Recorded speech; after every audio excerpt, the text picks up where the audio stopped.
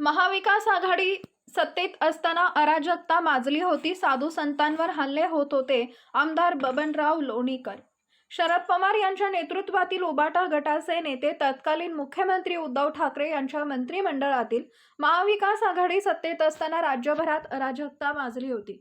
साधू संतांवर हल्ले होत होते असा आरोप महाराष्ट्र राज्याचे माजी मंत्री तथा परतूर विधानसभा मतदारसंघाचे विद्यमान नवनिर्वाचित आमदार बबनराव लोणीकर यांनी केलाय.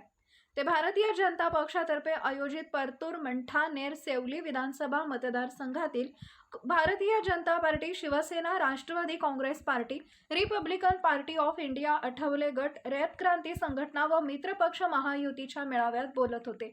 यावेळी भाजपा महाराष्ट्र प्रदेश सचिव राहुल भैया लोणीकर, भाजपा तालुका अध्यक्ष शत्रुघ्न कनसे, रमेशराव भापकर, युवा मोर्चा जिल्हाध्यक्ष संपतराव टकले, भगवानराव मोरे, दया काटे महाराज, संभाजी वारे, दिनेश होलानी, स्वप्नील मंत्री यांच्यासह हजारो कार्यकर्ते समर्थकांची उपस्थिती होती.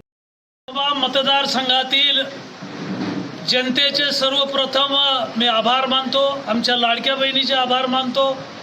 मतदारसंघात 8,000 कोटी रुपयाची कामं या 10 वर्षात झाली आहेत.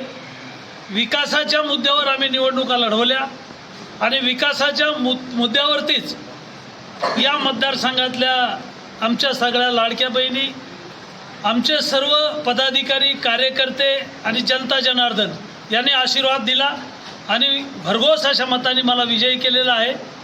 पुढचा 5 वर्षाचा आमचा प्लॅन तयार आहे. पुढच्या 5 वर्षात या मतदारसंघात 5,000 कोटी रुपये खर्च करून या मतदारसंघाला सुजलाम सुफलाम करायचं आहे. आज पदाधिकाऱ्यांचे, कार्यकर्त्यांचे सगळ्यांचे आभार मानण्यासाठी मी या कार्यालयामध्ये सगळ्यांना बोलवलं होतं. सगळ्यांचे आभार मानले, सर्वांना धन्यवाद दिलेले आहेत आणि पुन्हा जोमानं कामाला सुरुवात केलेली आहे. धन्यवाद.